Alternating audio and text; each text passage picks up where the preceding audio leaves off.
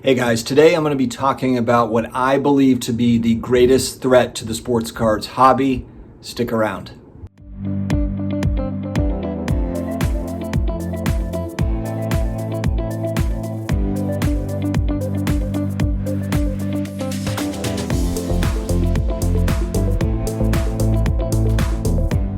Hello to all my sports card collector, investor, all of the collectibles friends out there, all of you awesome people. Thank you very much for joining me here on this beautiful Wednesday morning. Starting to heat up here in North Carolina. Starting to get kind of uncomfortable, frankly. It's like, we got to turn the AC down and all that. We're getting into the heat of summer, but at least, we're able to get outside, have some good times outside as well. So I hope that everyone is doing well, staying healthy. If you have not subscribed to the channel yet, guys, we are talking about all the fun stuff here. It's a lot of sports card talk, a lot of collectibles talk, and then we tie in some personal finance elements as well. Okay, guys, let's go ahead and dig into what I believe to be the biggest threat to the sports card hobby, the hobby that we love, the nostalgia that we feel when we collect cards.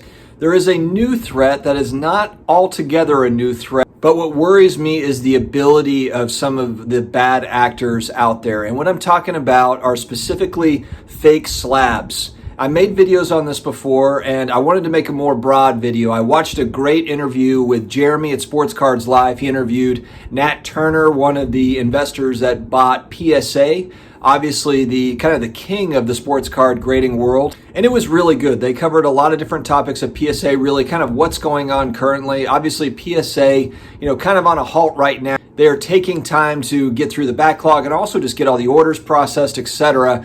They are optimistic that they can reopen at some point and to some degree in July at some point, so that is very positive.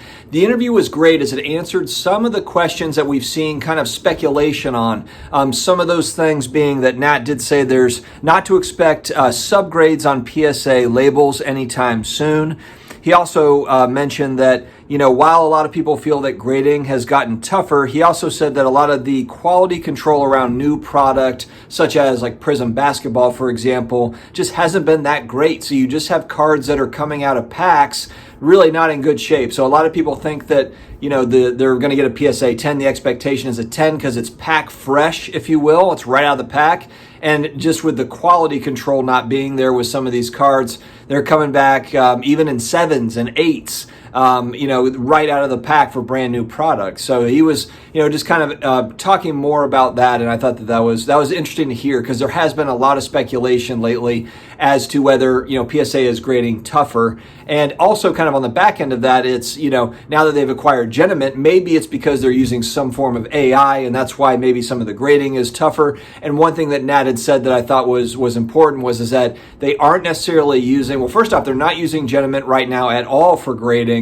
It wouldn't probably be until later in the year or early next. They're playing around with it more internally right now. But the big thing that he mentioned, and he really emphasized it, was that there is a huge emphasis on security, slab security, making sure that they can authenticate cards properly. Because as many of you know, and maybe some of you don't know this, but they have a guarantee they are authenticating cards. And so they have a buyback program, meaning that if they grade a fake card or do have a buyback program to where they will buy the card back or pay the difference. Anyway, they have a program to where they are, to some degree on the hook, for these cards. That's part of that guarantee. And so the one that really made me nervous, I guess, it kind of started my feelings on this was the fake BGS slabs that came out 6 to 9 months ago, and there was I believe it was a LeBron card, and it wasn't a new card. It wasn't as if it was like a Topps Chrome LeBron PSA 10.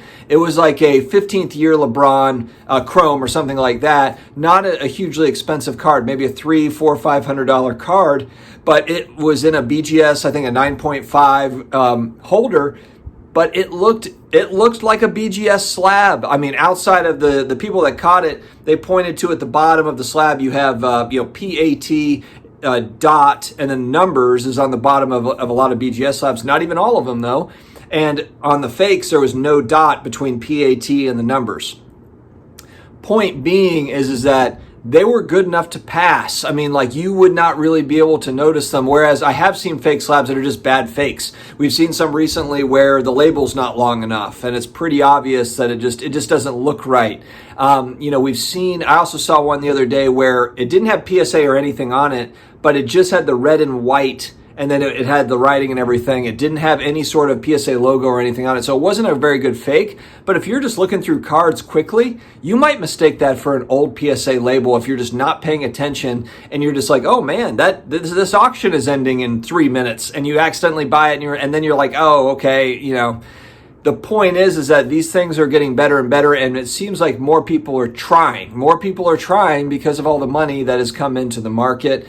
And so really, to me, I mean, it's the security of these brands that has got to be paramount and number one. And I do think that it is. I think that it's becoming more and more, for these companies to really tackle this as opposed to just leaving it wide open. I think it's really number one priority for a lot of these companies. I could be wrong. I don't work internally at any of these places. But, keeping your intellectual property safe, keeping your brand safe is everything. I mean, third-party grading, it's all about, the integrity of the grade. It's the integrity of the slab. From what I believe and understand, this is probably kind of a small, few and far between issue is what I think it is. Obviously, nobody knows. Nobody has any sort of real answer on how many fake slabs are out there and out of those fakes, how many are actually good ones to pass, meaning like if you had them side by side, it'd be very difficult to tell apart. I think there's a lot of bad fakes out there. I really hope they can get to the bottom of it and just figure out ways to really thwart this, because I think it is look, the hobby's fantastic. Third-party grading in general has been revolutionary, I believe, for the hobby. It's what's different from when I started collecting in 1989. A lot more liquidity nowadays, whether it be through, selling online, buying and selling online. There's a lot of advancements in the hobby, and the hobby's fantastic. Of course, there's things to complain about. Always. There's always going to be stuff to complain about in any hobby, but man, I think it's awesome that there's sites out there. Card Porn is one on Instagram that catches these things and calls them out. It's really, really important, because I think that we are going to have to kind of, look out for each other as a community for this sort of thing, to do our best to manage these things. I think 99.9% of the people in the hobby are great people. I really do believe that. And maybe I'm just a hopeful optimist, whatever. And maybe I'm just naive, and that's fine. I'll just be naive then. But I really do believe that the majority of the hobby is filled with good people that do care about other people. But of course, I think there's some bad actors out there too, and I think that this is something that we've got to watch out for, and we've got to pass it around, just make it known, because we don't want obviously I don't want to buy a fake slab, find out about it later, and then once you find out it's fake, it's worthless. I mean, I suppose if the card is real, then you're good, but you don't know. I mean, I guess you don't know if the card is real, if the slab is fake. There's all sorts of issues. I guess that automatically becomes a PC item. I don't know. It just creates all sorts of headaches. I really hope this isn't something that turns into a bigger issue. And I think that as a community, we're watching out for it. We're paying close attention. So guys, keep your head on a swivel, as they would say. Keep your eye out. Let me know your thoughts on this in the comments. I know this isn't a new thing, and this isn't, I don't want it to turn into kind of a debate on grading companies and how grading companies, are bad and all this stuff, because I just think that third-party grading is important for sports cards for a variety of different reasons, and no grading company is ever going to catch, all of these things. It's just not going to happen. Grading companies, the older ones are 20 years old. There's no way they're going to catch 100% of, the trim cards that come through and the fakes that come through. There will be mistakes made, and they've said that. They have said that there are going to be mistakes. So we already know that. I think it's just moving forward. What do you think about this sort of thing, the fake slab thing? Do we have any ideas as to help as a community, bring this together and watch for it? Maybe different tips, to watch for. I think that would be important. So anything you have to add, in that context would be awesome. Guys, have an amazing Wednesday, and I will talk to you again soon.